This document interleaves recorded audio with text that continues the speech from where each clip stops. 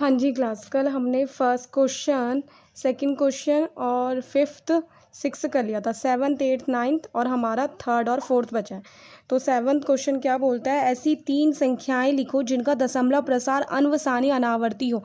अन्वसानी अनावर्ती तो पता है ना सब बच्चों को कौन से होते हैं। अन्वसानी अनावर्ती वो होते हैं जो चेंज होते रहते हैं और फिक्स नंबर भी नहीं होते, कोई फिक्स नंबर नहीं होता उनका, उन्हें कहते हैं अन्वसानी अनावर्ती। जैसे कि मैंने यहाँ पे कर रखा है 7, तीन संख्याएं जिनके दशमलव प्रसार अन्वसानी अनावर्ती हो इस प्रकार हैं। अपनी मर्जी से आप डिजिट्स लिख सकते हो, इसमें कोई वो नहीं है कि आपको, वो तो आपको पता ही ना अनुसानी अनावर्ती कौन से होते हैं।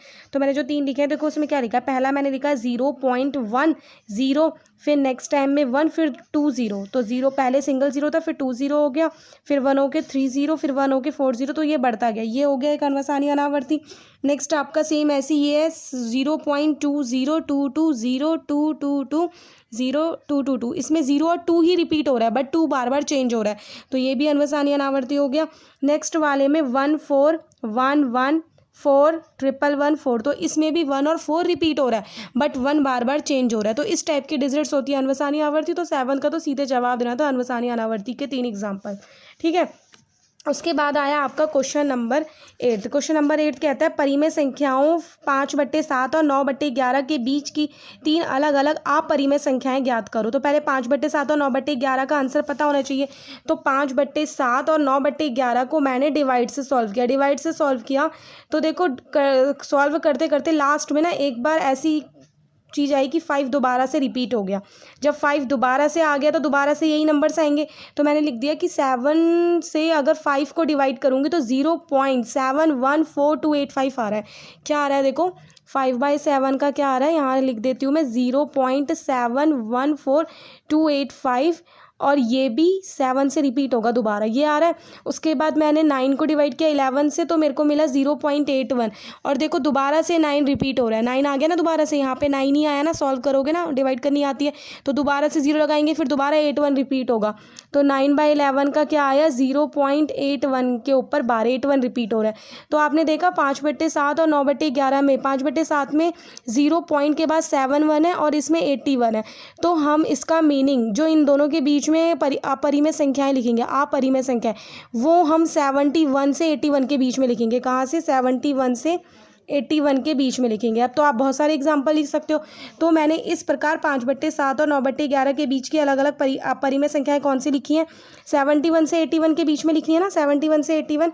तो मैंने क्या लिखा, 720 7200 7200। अन्वसानी अनावर्ती लिख दी। वो अन्वसानी अनावर्ती अपरिमेय ही होती है, तुम्हें पता है ना, ठीक है। ऐसी इसमें 72 के बाद 76 वाला एग्जाम्पल ले लिया, 767 0 767 फिर 00। तो इसमें 7 6 7 और 0 रिपीट हो रहा है, बट 0 बार बार चेंज हो रहा है। ऐसी मैंने थर्ड में 81 के बीच में लेना था, 80 वाला ले लिया, 80 फिर 800 फिर 8000। तो ऐसी ना आप 71 से 81 के बीच में कितनी भी डिजिट्स ले सकते हैं। और अपरिमेय संख्याओं को दिखाने का सबसे अच्छा तरीका होता है अन्वसानी अनावर्ती। अन्वसानी अनावर्ती में कोई 2 या 3 कितनी भी डिजिट हो वो रिपीट होती हैं, बट उनमें से कोई ऐसी डिजिट होती है जो बार बार चेंज होती है। अगर पहले एक बार आ रही थी तो नेक्स्ट वाले में 2 बार आती है, उससे नेक्स्ट वाले में 3 बार आ जाती है। तो ऐसे रिपीट होती रहती है, बट लेकिन नंबर्स, उसके नंबर्स ऑफ जो होते हैं ना, काउंटिंग नंबर्स, वो चेंज होते रहते हैं उसके, ठीक है।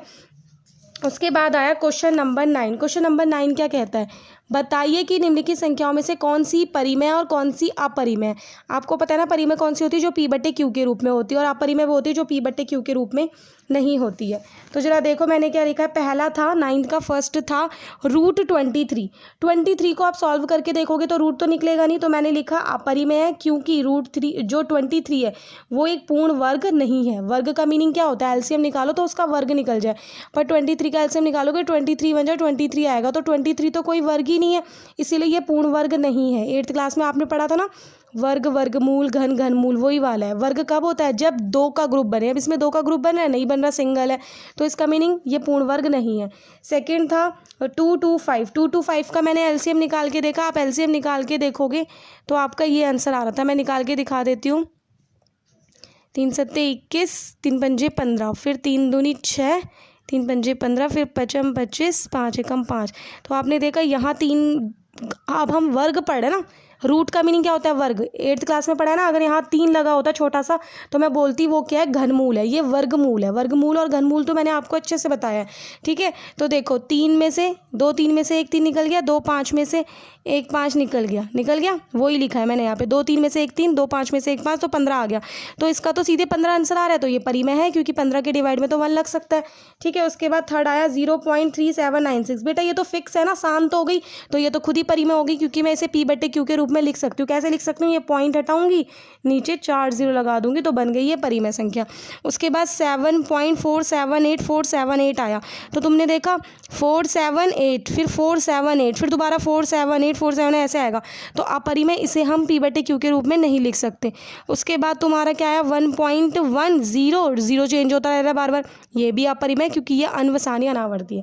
तो हमें परिमेय और अपरिमेय ही तो बतानी थी, वो हमने बता दी। तो समझ आ गया 9th क्वेश्चन भी। ये था आपका 7th क्वेश्चन, 8th क्वेश्चन और 9th क्वेश्चन।